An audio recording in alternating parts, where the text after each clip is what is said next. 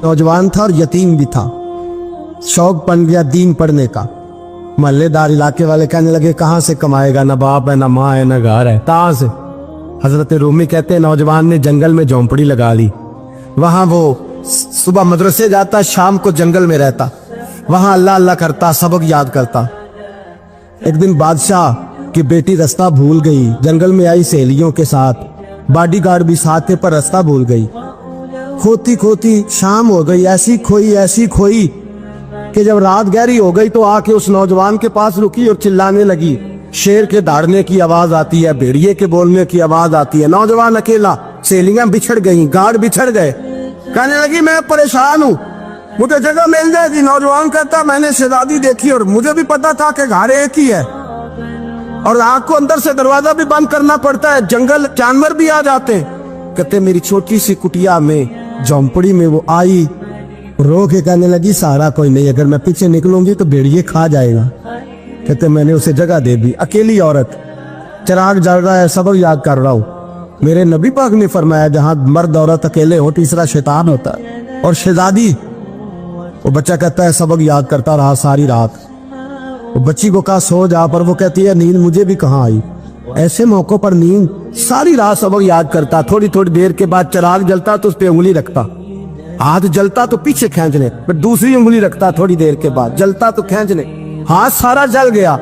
सुबह किरणें चमकी तो कहने लगा चल निकल जा, दौड़ जा, बस बड़ा सब्र का इम्तिहान हो गया, चली जा।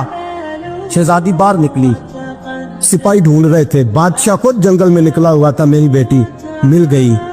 बादशाह तन्हाई में जाके कहने लगा बेटा मैं दुनिया को बताऊंगा कि मेरी बेटी खोई नहीं थी, सिपाही साथ ही थे। ये बड़ा मुश्किल होता है, बेटी तो भूल के भी रात कहीं रह पड़े तो लोग जीने नहीं देते, तो बेटा मुश्किल हो जाएगा मेरे लिए। कहाँ थी? उसने कहा नेक नौजवान के पास। उसने कहा बेटा मैं तो तेरी बात मानूंगा पर दुनिया नहीं मानेगी। अगर उस नौजवान ने किसी को बता दिया कि तू उसके पास थी तो फिर लोग मेरा जीना मुहाल कर देंगे। बेटा मैं मर जाऊंगा, मेरी मजबूरी ये है कि वो कहीं राज ना उगल दे वो नौजवान, उसे कत्ल करना पड़ेगा। औरत ने मिन्नतें की, उस बेटी ने कहा मेरे मौसम को मारोगे, रोई। और वो कहने लगा मैं बादशाह हूँ, मेरा अपना वकार है, मैं उसको छोड़ नहीं सकता। गिरफ्तार कर लाए सिपाही। वक्त तय हो गया सजा का। अकेले कारकोशरी में रखा गया, जो उसके खास एतबार वाले थे उनकी ड्यूटी लगाई। बादशाह ने बुलाया, पहले बिलम आया। औरत कहने लगी, बेटी कहने लगी एक दफा तो बुलाओ ना, एक सवाल बस पर्दे में रह के पूछना है और फिर जो आपका जी चाहे। मेरे मौसम को मारना तो है, तो मर्जी आपकी। सामने खड़ा किया, नौजवान पर्दे के पीछे, औरत खड़ी हो गई।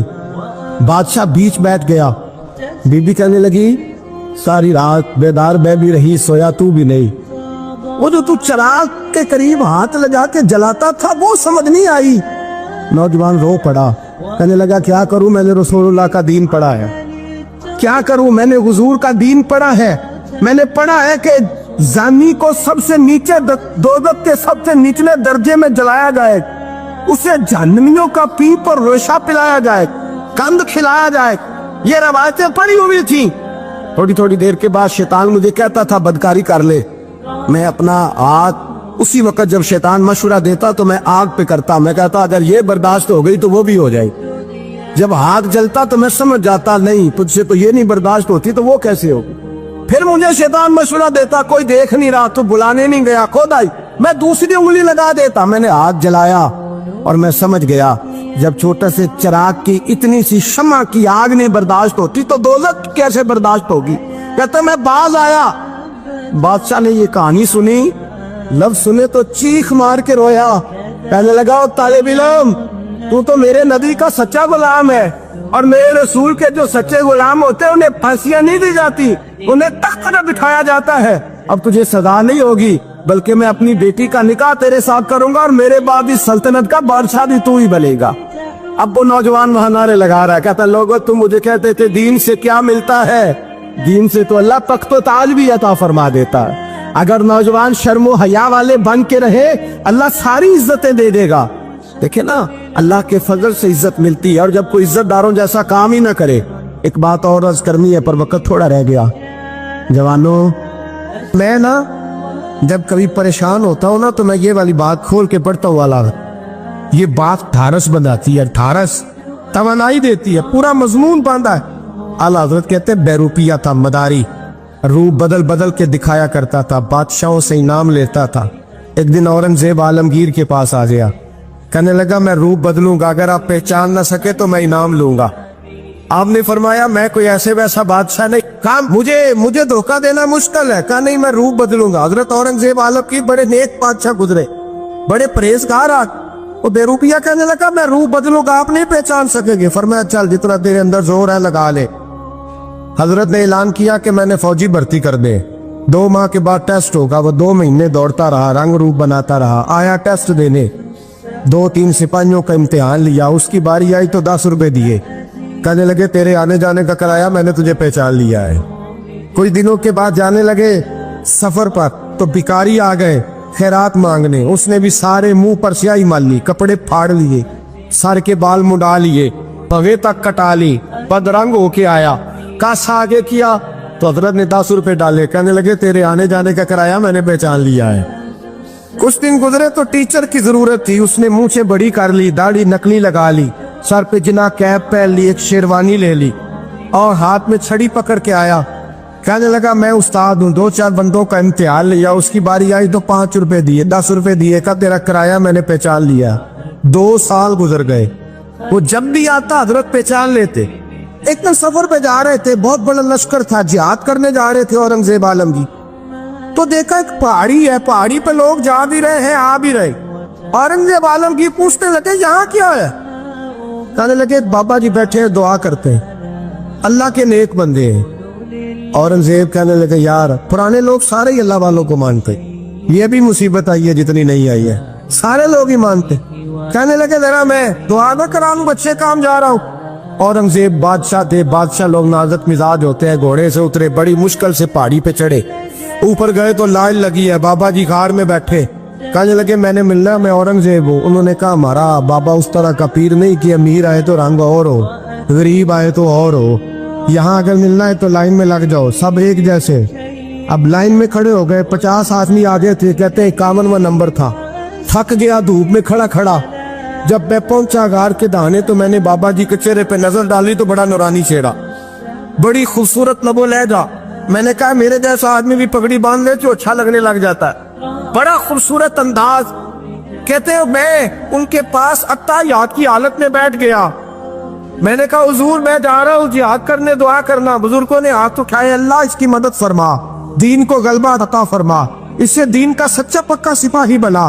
फिर थपकी दी, 2-4 नसीहतें निकाल डाली, देखना जुल्म न करना, ज्यादती न करना, जब तू जीत खर न करना, गुरूर न करना, नसीहतें भी कर दी। कहते अब जब मैं उठा तो 2-4 दिनार बतौरे नजराना मुसल्ले के नीचे रखे और उल्टे कदम जब मैं गार से उतरा, उन्होंने रुमाल झाड़ा और उठ के खड़े हो गए। कहने लगे आज नहीं तूने पहचाना, आज नहीं तूने पहचाना, मेरा इनाम बनता है, आज नहीं पहचाना, ला पैसे।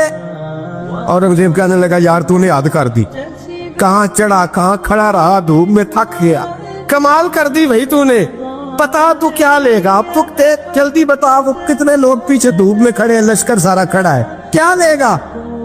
उसने कहा सबसे कीमती हीरे वो है जो तेरे सर के ताज में लगे हुए, मुझे तेरा ताज चाहिए।